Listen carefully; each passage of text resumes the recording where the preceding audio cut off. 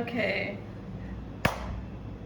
All right, so we are back and it is time to make some Hamantaschen. You remember last time we made some dough, and as I told you, it was really sticky. So it's been in the fridge for a couple days. I did grease the Tupperware before putting it in, so it should come out. I have some cooking spray here. So I usually just spray directly on my counter. It's easier to clean the counter later than to try and scrape dough off the entire time. I also spray my rolling pin. Because really, it's sticky.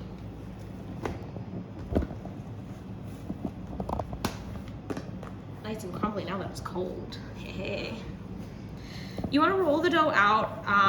The original recipe says to knead it a little bit. I usually just like mash at it a bit. Sort of like squish it with my hands a bit. You're rolling it out to about a 1/4 inch, but like, just go with your heart. It doesn't have to be perfect. When you've got it rolled out of it, you want to cut it into circles. You can use a circular cookie cutter. People have used those in the past. I have always used a drinking glass. This one has a pretty thick edge. That's fine. Thin edges are great. Don't recommend a wine glass. You're gonna shatter it and have glass cookies, and those are not delicious. So you can see I'm cutting out a bunch of circles with my drinking glass.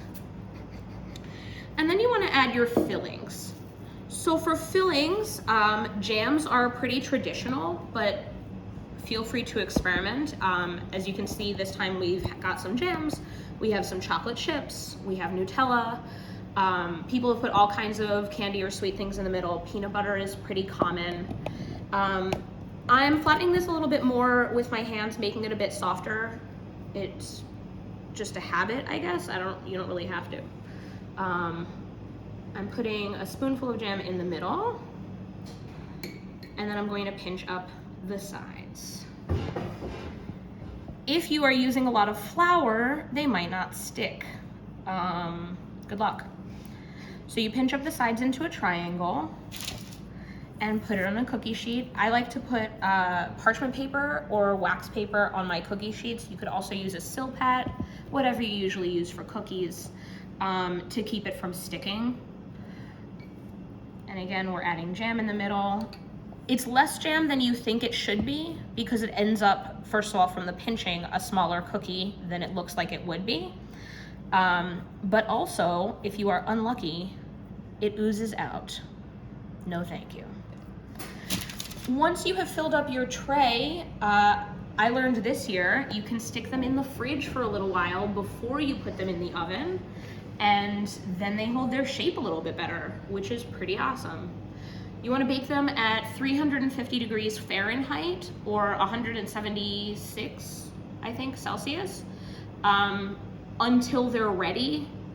If you've baked cookies before, you'll know what that looks like.